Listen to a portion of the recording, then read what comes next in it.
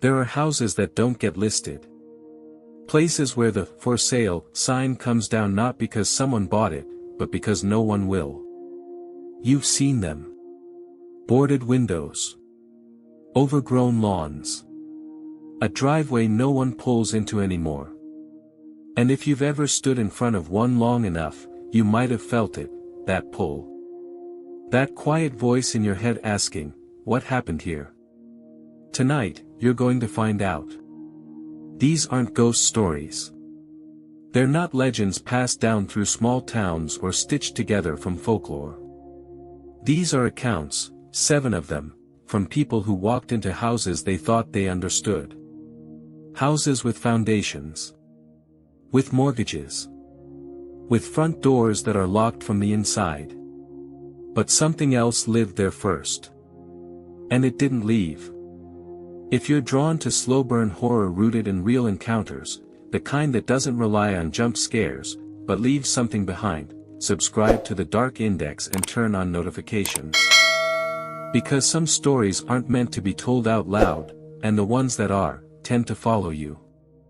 Let's begin. I bought the house in April. It was a foreclosure, cheap, structurally sound, and just far enough outside the city that I could afford it on a freelancer's income. The previous owner had died. Heart attack, they said. Found him at the bottom of the basement stairs. No family came to claim anything, so the bank took it back and put it up for auction. I got it for $42,000. The first week was fine. I painted the bedroom, ripped up the carpet in the living room, and started scrubbing years of grime off the kitchen counters. It smelled like cigarettes and old wood, but I didn't mind. I was alone, and I liked it that way. The basement door was in the hallway between the kitchen and the bathroom. Old wood. Brass handle. No lock. It opened inward, down a steep set of wooden steps that creaked even when you weren't on them. I went down once to check the breaker box and didn't stay long. It was unfinished. Concrete floor. Exposed beams. A single bulb hanging from a wire in the center of the room. Nothing strange. Just cold. I didn't go back down after that. But the door started opening on its own. At first, I thought it was the foundation settling. Old houses do that.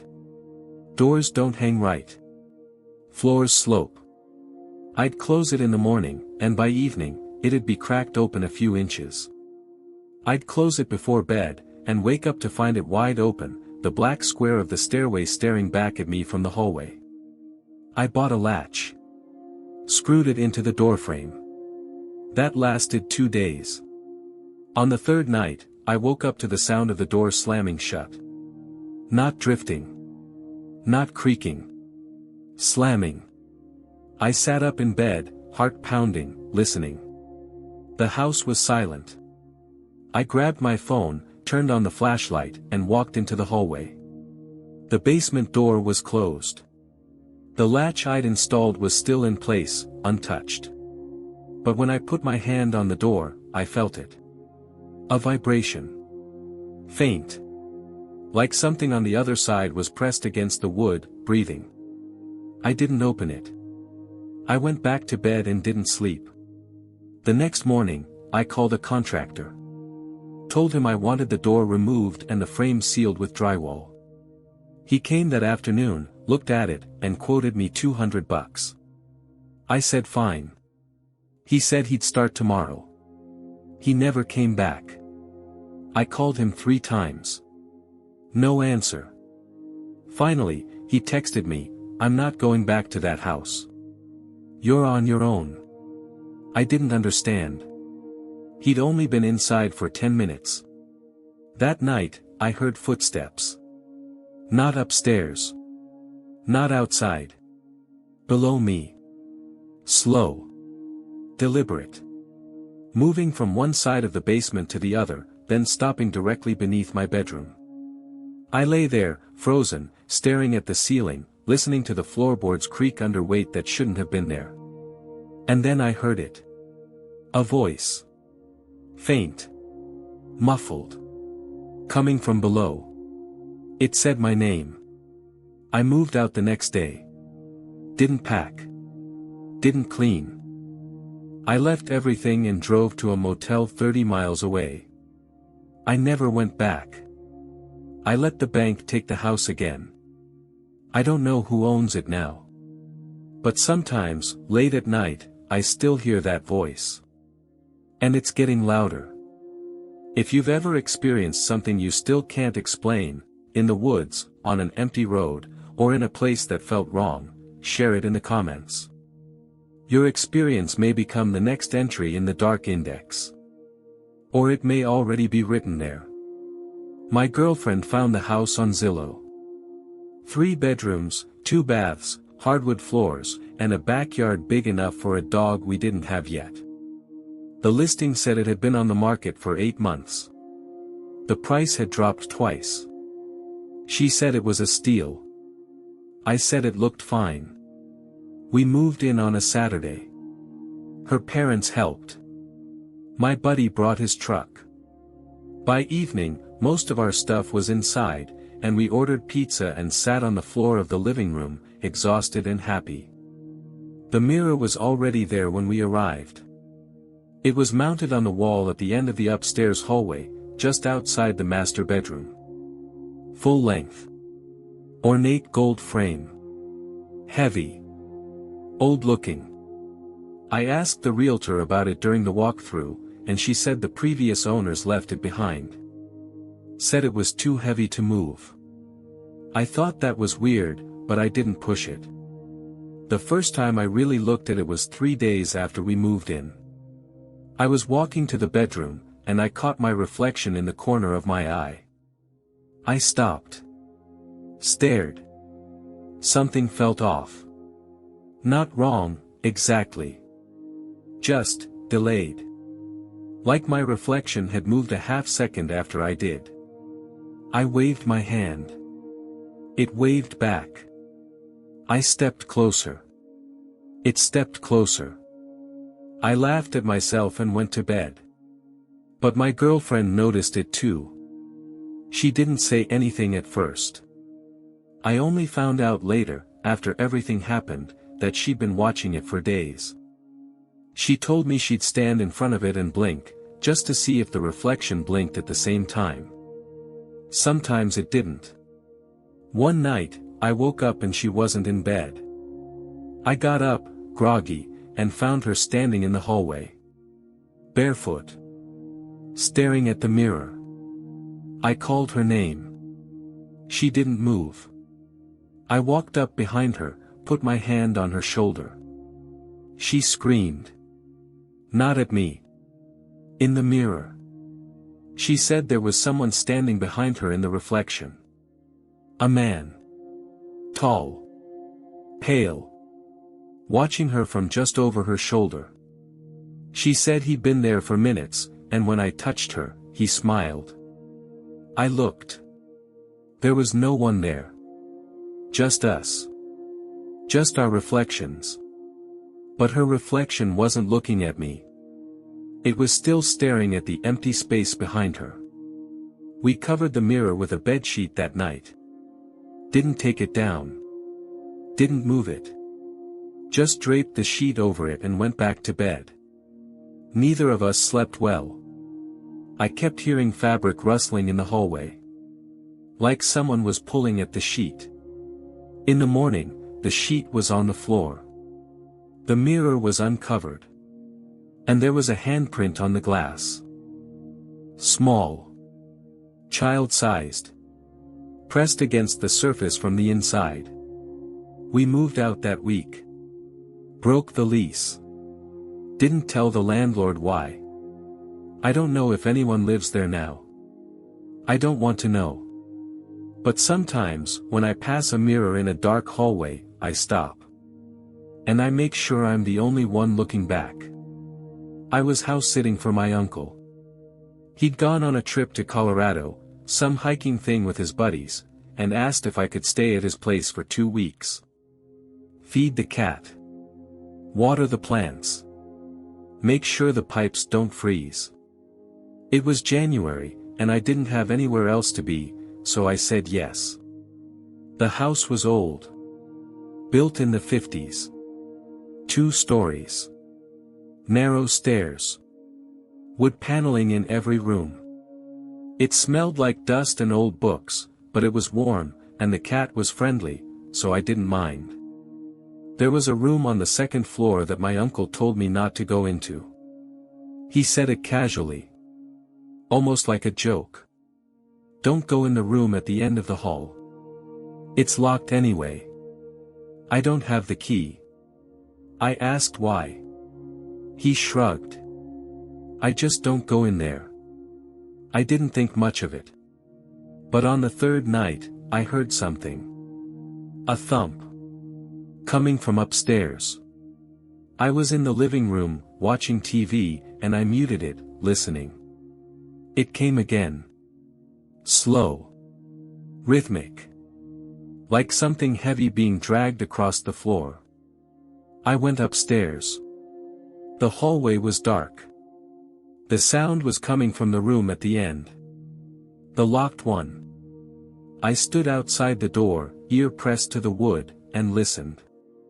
Silence. Then, a whisper. Faint. Just on the other side of the door.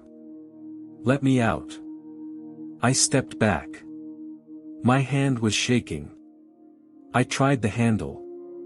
It didn't turn. I thought about calling my uncle, but I didn't want to sound insane. So I went back downstairs and turned the TV up. The sound stopped. But the next morning, the door was open. Not unlocked. Open. I stood at the top of the stairs, staring down the hallway. The door was wide, and beyond it I could see part of the room. Empty walls. Bare floor.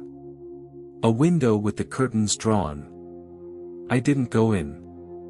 I called my uncle. Told him what happened. He was quiet for a long time. Then he said, "I'm coming home." He got back 2 days later. Didn't explain. Just packed my stuff, thanked me, and asked me to leave. I haven't spoken to him since. But before I left, I looked inside that room. Just once. There was writing on the walls. Hundreds of lines. Scratched into the plaster. Over and over. I'm still here. We bought the house because of the nursery. It was perfect. Soft yellow walls. Built-in shelves. A window that lets in just enough light. Our daughter was 6 months old, and we wanted her to have her own space. Somewhere safe. Somewhere calm. The baby monitor came with the house. The previous owners left it in the closet. It was old, one of those clunky 2-piece models with a camera and a handheld screen. I asked if we could keep it. They said sure. I set it up the first night. Pointed the camera at the crib. Turned on the screen. Everything looked fine. But at 2 in the morning, I woke up to static. I grabbed the monitor. The screen was flickering. I could still see the crib, but the image was distorted. Grainy. And in the corner of the frame, just barely visible, there was something else. A shape. Standing in the corner of the nursery. Tall. Hunched. Facing the crib. I ran upstairs. Threw open the door. The room was empty. My daughter was asleep. I checked every corner. Nothing. I went back to bed. I looked at the monitor. The shape was gone. But the crib was rocking. My wife saw it too. She didn't believe me at first, but after the 3rd night, she started sleeping with the monitor next to her pillow. She'd watch it for hours, waiting for the shape to come back. It always did. Always at 2 in the morning. Always in the same corner. And it never moved. It just stood there. Watching. We called a priest. He came. He blessed the room. Prayed over the crib. Sprinkled holy water on the walls. It didn't help. The shape came back that night. But this time, it was closer. Right next to the crib. We moved our daughter into our room. Took the monitor down. Threw it away. But sometimes, late at night, we still hear it. The static. Coming from the nursery. Even though there's no monitor anymore. I was renting a house in a quiet neighborhood. Single story. Fenced yard. The kind of place where nothing happens. I worked night shifts, so I'd usually get home around midnight, eat something, and crash by 1 or 2 in the morning. The knocking started a week after I moved in. Always at 3 a.m. Always the same rhythm. 3 slow knocks on the front door. Knock. Knock. Knock. The first time, I thought it was a neighbor. Maybe someone needed help. I looked through the peephole. No one there. I opened the door. The porch was empty. The street was empty. I stood there for a minute, listening. Nothing. I went back to bed. It happened again the next night. Same time. Same knocks. I didn't get up. I just lay there, staring at the ceiling, waiting for it to stop. It didn't. After 5 minutes, the knocking moved. To the back door. Knock. Knock. Knock. I grabbed a knife from the kitchen and walked to the back of the house. Turned on the porch light. No one there. I checked the windows. Checked the locks. Everything was secure. But when I turned around, I saw it. A handprint. On the glass. Pressed against the window from the outside. Small. Pale. Cold.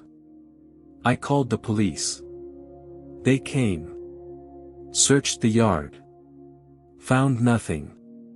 No footprints. No signs of forced entry. They said it was probably kids. Told me to install a camera. I did. And the next night, I watched the footage. At exactly 3 a.m., a figure walked up to the front door. Tall. Thin. Face obscured. It stood there for a moment. Then it knocked. 3 times. And then it looked directly at the camera. And smiled. I moved out the next day. The attic door was in the ceiling of the hallway. A square panel with a handle. You had to pull it down with a cord and unfold the ladder. I only went up there once, when I first moved in. It was empty except for dust and a few old boxes the previous owners left behind. I didn't think about it again until I started hearing footsteps. Not in the attic. On the ladder. Slow. Deliberate. Like someone climbing down. I'd hear it at night. Always when I was in bed. Always when the house was quiet. I'd lie there, listening, as the footsteps descended. Rung by rung. Until they reached the bottom. And then they'd stop. I never saw anyone. But every morning, the attic door would be open. Just a crack. I screwed it shut. Nailed it closed. It didn't matter. It always opened. One night, I heard footsteps again. But this time, they didn't stop at the bottom of the ladder. They walked down the hallway. Toward my bedroom. I locked the door. Turned off the lights. Hold my breath. The footsteps stopped outside my door. And then I heard it. A whisper. I'm home. I found the journal in the closet. Tucked behind a shoe rack. Leather-bound. Filled with handwritten entries. The last entry was dated 3 years ago. It said, "If you're reading this, you need to leave. Don't stay past midnight. Don't go into the basement. And whatever you do, don't answer when it calls your name." I thought it was a joke. Until it called my name. These are the accounts. 7 houses. 7 voices. 7 warnings no one listened to. You might think they're just stories. That they're exaggerated. That the people telling them were tired, or scared, or imagining things. But somewhere, right now, someone is standing in front of a house with a "for sale" sign in the yard. And they're thinking, how bad could it be? Remember this, not everything that calls out to you wants you to come back. Follow the dark index for more accounts pulled from places that don't show up on maps, and don't always let people leave unchanged. Sleep well. If you can.